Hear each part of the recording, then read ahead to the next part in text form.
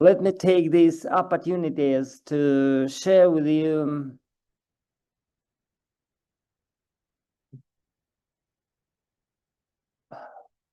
a principle, a new model of healthcare services, personalized precision medicine, which would require a principle, a new approach from design-driven, biotech-inspired translational research and application, including bioengineering, bioanalytics, chemical engineering, and chemical analytics. Very briefly, to get you introduced, personalized precision medicine, PPM, in contrast to well-known Hippocrates medicine, as a new model of healthcare services, is the unique entity demonstrating an integration of fundamental clinical sciences, bioengineering, translational art, and IT armamentarium, whilst illustrating the application of the different tools at the three strategic levels: individual, population, and community. Is for the Zoom. No idea. I'm not familiar. Do you, as you wish?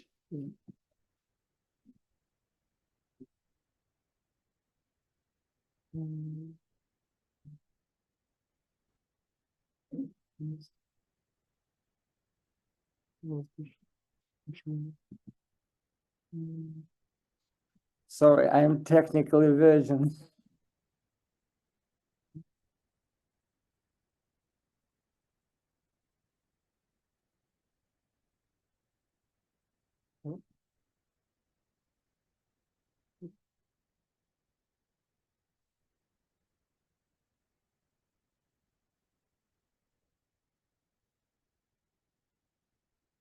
Sorry. Thanks. Okay, thank you. And thus reshaping tomorrow's healthcare whilst doing it today is becoming crucial for biodesigners, biotechnologists, biomanufacturers, and for sure as consumers. To achieve the implementation of PPM concept into the daily practice, which is much complicated, it's necessary to create a new biomarket-driven strategy based upon biodesign-driven projecting. It's just very brief. The initiative started from 2017 at Stanford University. Infrastructure of biodesign. Biomaterials.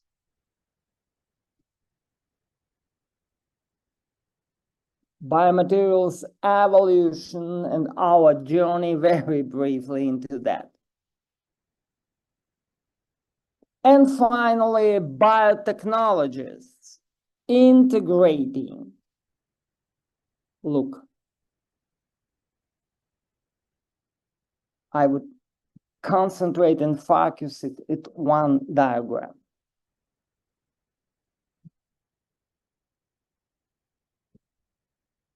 Basic science, including biology and chemistry, clinical translation, and a set of the tools to connect this one with this one. PPM as being the grand challenge to forecast, to predict, and to prevent, instead of Hippocrates medicine just only to treat, is rooted in a grand and new science generated by the achievements of systems and synthetic biology. Please, very brief look. Systems biology, synthetic biology.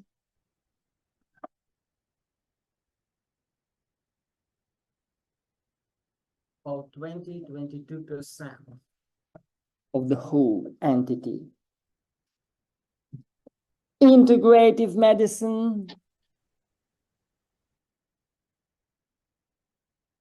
translational application to connect basic science as the main source with the daily practice. And developmental engineering paradigm. If you would not mind, would you read it through yourself?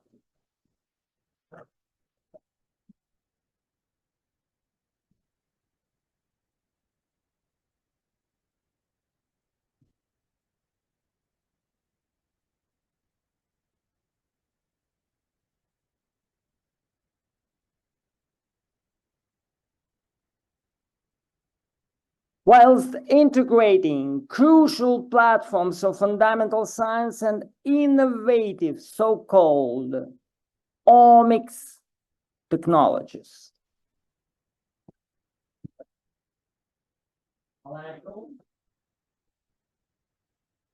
And fields of omics portfolio illustrating the latter. Through the algorithms of bioinformatics, including artificial intelligence as the first pioneering step, and now natural language, machine learning, and even blockchain.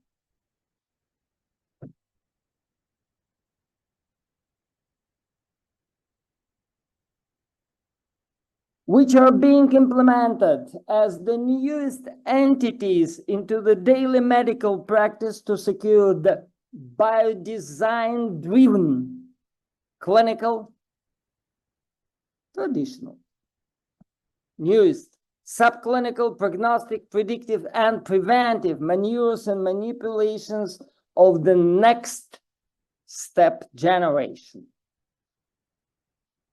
NIH has included PPM associated with translation into a list of the 5 greatest priorities of the current century, and have set up in the US 2 academical research networks, including Centers for Personalized Precision Medicine, several examples.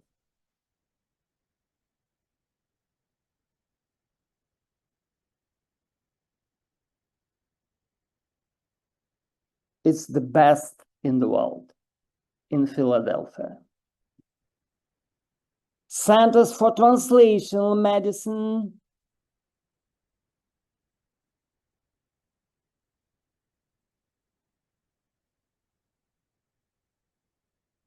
that's the best in the world at UCSF in San Francisco. And Centers of Biodesign, the best at Stanford University.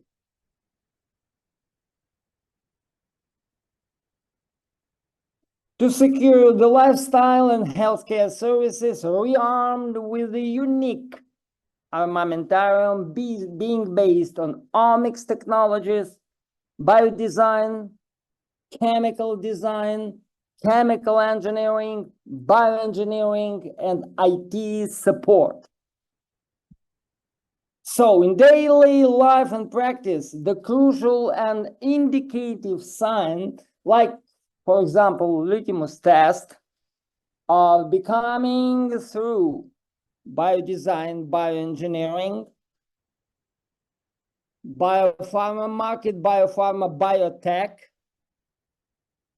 biomanufacturing. Just a very brief mention regarding biomanufacturing.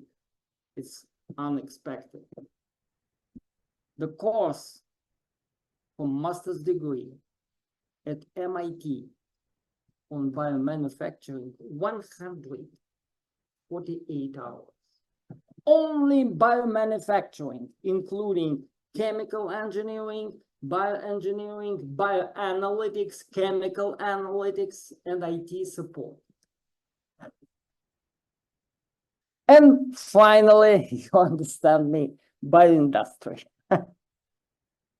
And the design-driven and innovative bioproducts as the final products of everything I have just mentioned.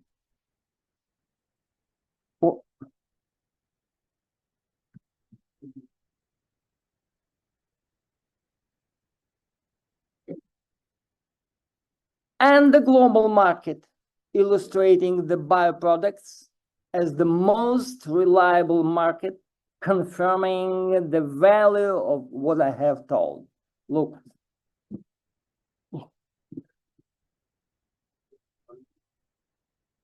Okay, sorry.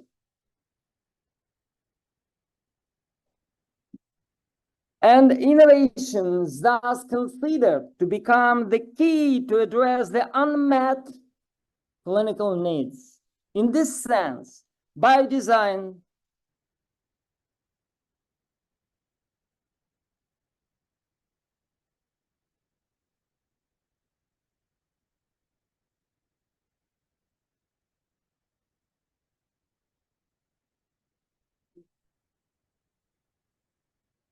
Thank you.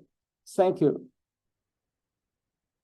Bioengineering and biomanufacturing can be explained as a strategic approach that includes various research and biodesign-driven applications related to taking inspiration from natural biofunctions, biosystems, biocomponent, bioprocess in solving the problem. In this sense, for example, biomaterials, two global types of biomaterials, are used for the repair, replacement, and stimulation of biosystems. So biomaterials have revolutionized the areas of design-inspired bioengineering.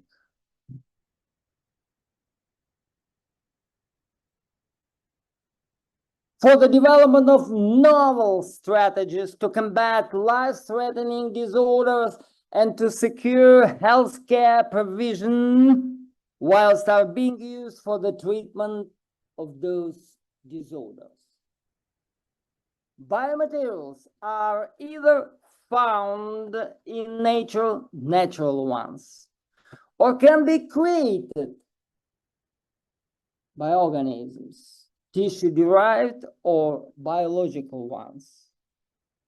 Please, two global types, tissue-derived and synthetic in general, or can be made in the lab from recombinations of starter materials found in nature. The recent increased interest in biomaterial innovation is rooted in working with the frame of biosystems through both natural metabolism and created, in modern terms, engineered ones. It's just the illustration of biomanufacturing being based on biotech-driven technologies. Let me concern microfluidic and nanofluidic technologies with the emphasis on transdisciplinary applications in the fields of chemical biopharmacy, while stressing the recent applications and development of genetic analysis, cell manipulation, biosensoring, pathogen detection system. I would add, along with pathogen, oncogene. Diagnostic devices, high throughput screening and biomaterial synthesis for bioengineering and biomanufacturing. It's just an example of lab-on-a-chip, LOC, is as a kind of microfluidic devices.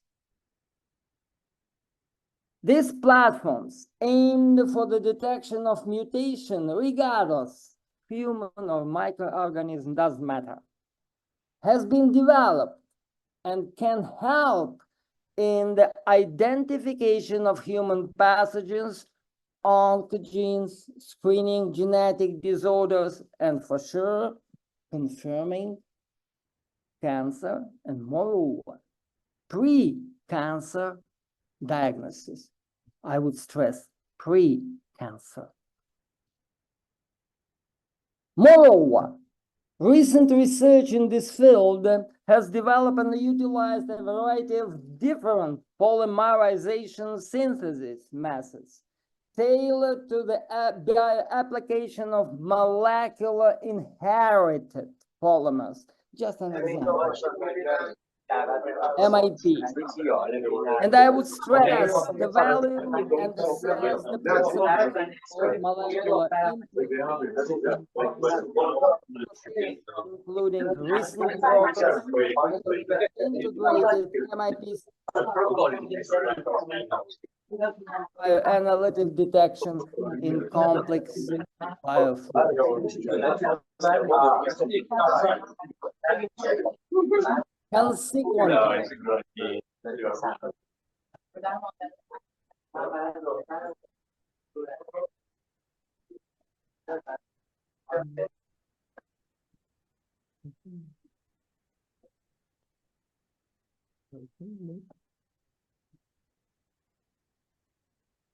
no help from me. Thank you for your kind assistance. Consequently, in coming years, next generation biotechnologies will reorient medical practice more towards not disease treatment, disease prediction and prevention approaches rather than curing them at later stages of their development and progression, even at wider population levels for general public healthcare system.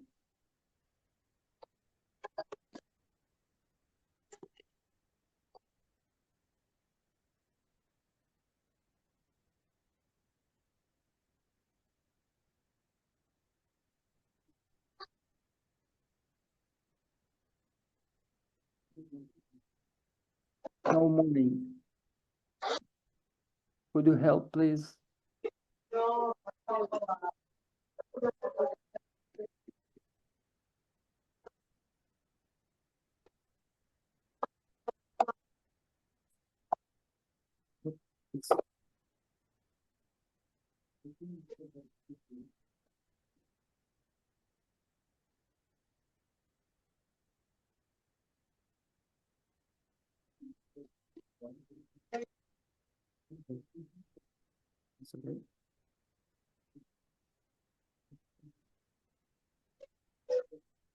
Okay, thank you.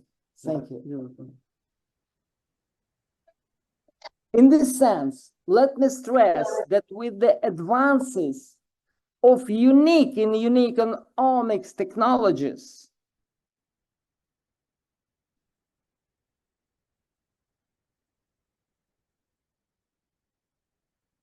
quantitative proteomics, I would focus on that, is emerging as a powerful technology complementing canonical genomics. It's just the illustration of competent technologies. Quantitative proteomics opens a wide range of applications in clinical diagnostic, treatment, stratification, and phenomenon, drug discovery. The candidate proteins might provide novel targets for new targeted therapeutic agents or aid the development of assays for disease biomarkers and identification of potential biomarker target ligand composites, ligand in the future drug.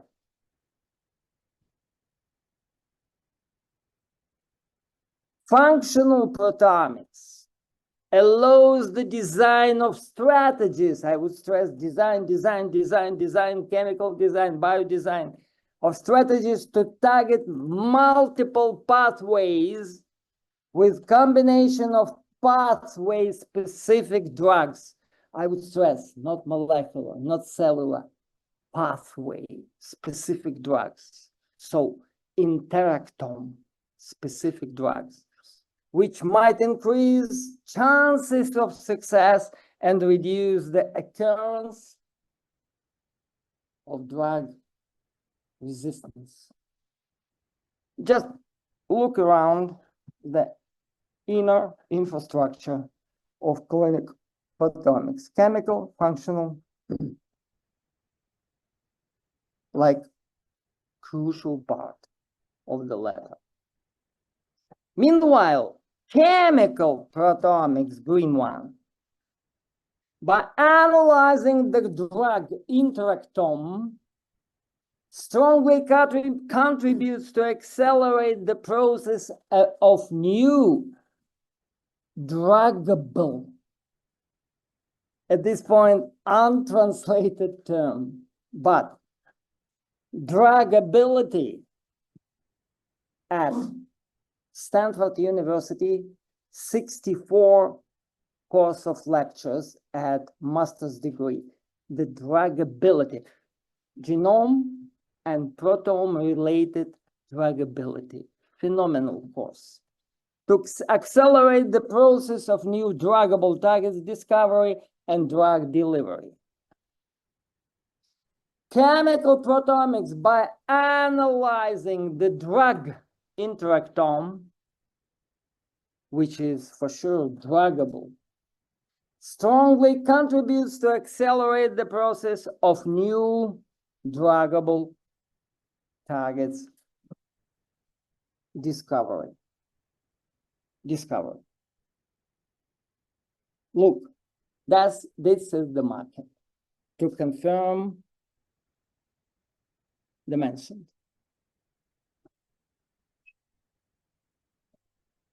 The same, similar. Fortunately, targeted drug discovery can improve the enrichment of drugs at the target site and reduce toxicity to normal tissues and cells, in contrast to traditional chemotherapy. The targeting component is called a chemical ligand. Chemical liganding. Look, chemical liganding. 94 hours special course at Stanford University. Aptamers have high target affinity and specificity, which are identified as attractive and promising ligands. Therefore, aptamers have potential application in the development of smart or intelligent targeting system. Look, it's very briefly. Just an example. Cancer sample.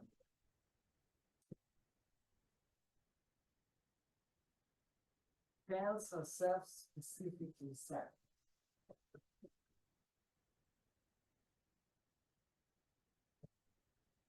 The first step is identification of the receptor.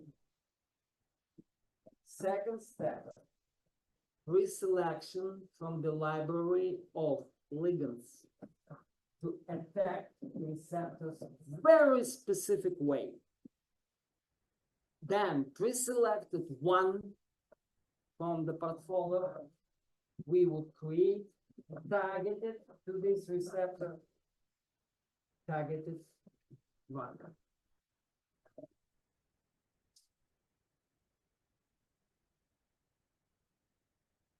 Targeting drug. Second step for making it the best. Targeted drug delivery system to secure the way for the targeted drug to find the target.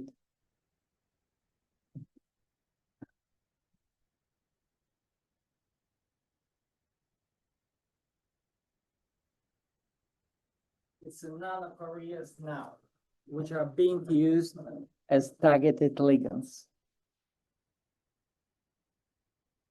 Meanwhile, aptamers, including DNA, RNA, and peptide aptamers, are a group of promising recognition units that can specifically bind to target molecules or cells.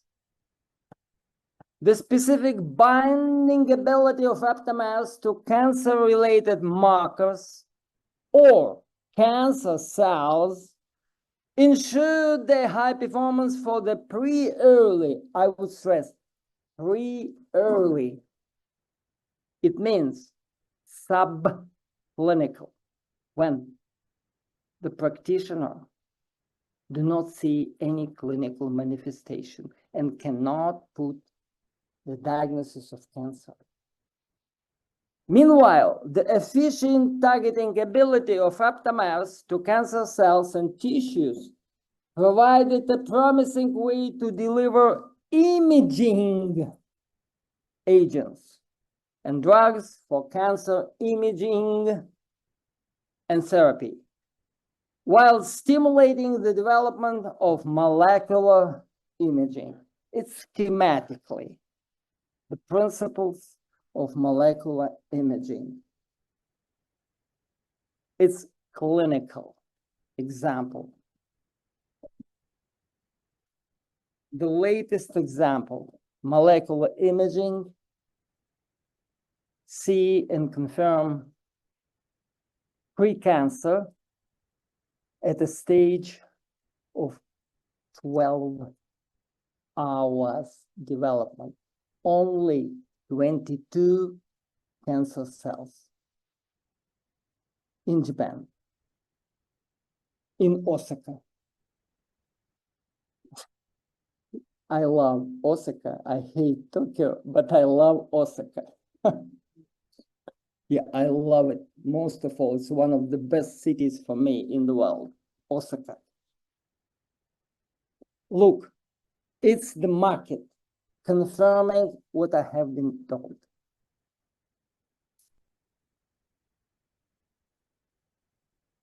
And finally, latest achievements in diagnostic, predictive prognostic diagnostics, preventive treatment, and related approaches would require principally new approach to get diagnostic and treatment approaches combined and integrated in one drug. The name is companion diagnostic, and companion diagnostic enriched with nanotools, theranostics. Look at the market. A footstone of stimuli-responsive nanocarriers, endogenous, exogenous, responsive smart materials possess many properties, such as responding ability to specific triggers, controlled drug release, long blood circulation, increased tumor accumulation. So a combination of omics technologies, biomarker, are becoming of great significance to be translated into the daily practice to predict risks of the chronification and thus of disabling.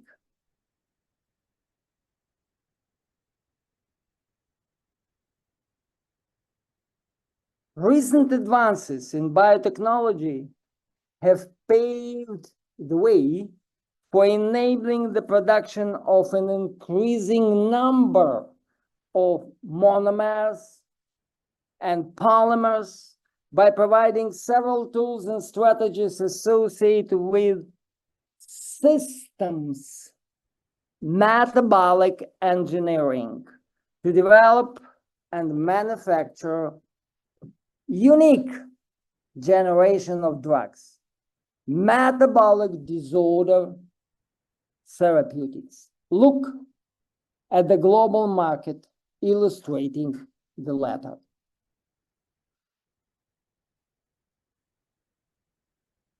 As a result, very few examples regarding the therapeutic modes and approaches. Cellular therapy.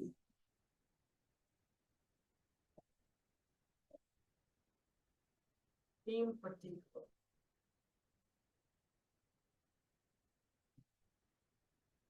Number one, type 1D. Type 1D is insulin dependent diabetes. Very briefly, Professor Nick Anderson, MIT. He's not a practitioner. He's chemist, purely chemist. He has been working about 30 years, has created a stem cell, specially prepared stem cells, I mean with multi-step genetic reprogramming, which after transplantation into the beta zone of pancreatic, reprogram into insulin producing beta cell. And in 30 to 40 hours, insulin would not need it. It's confirmed on monkeys. But 3 companies, Novo Nordisk, Denmark, Eli Lilly, US, and Sanofi, Europe, manufacturing insulin, have pre-agreed with the US Congress not to need Dick Anderson to make clinical trials, since it's the catastrophe for the companies. But he's genius.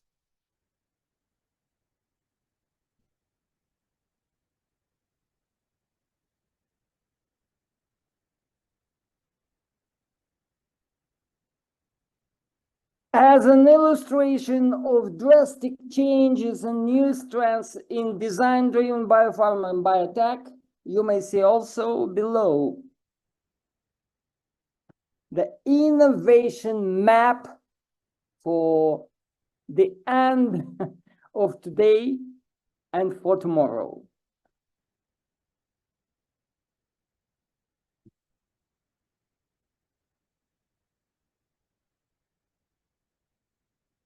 The growth illustrating the mentioned. In this sense, biomaterials, as one of the crucial elements of biodesign-driven biotech, play a major role in enhancing the quality, performance, and longevity of human life, whilst covering different aspects of biodesign-driven biotechnology and biomanufacturing.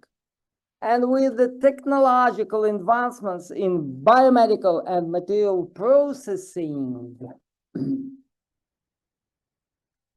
quite a number of biomaterials are being synthesized with properties desirable for various biomedical applications.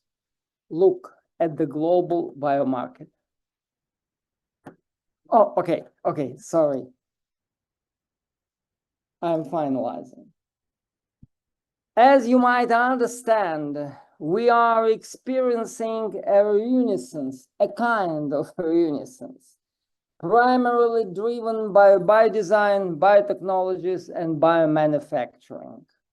And the grand change, moreover, challenge to secure our health and wellness are rooted not in medicine, not even in science. Just imagine where, in the upgraded high-tech culture. Sorry. Thank you for your patience.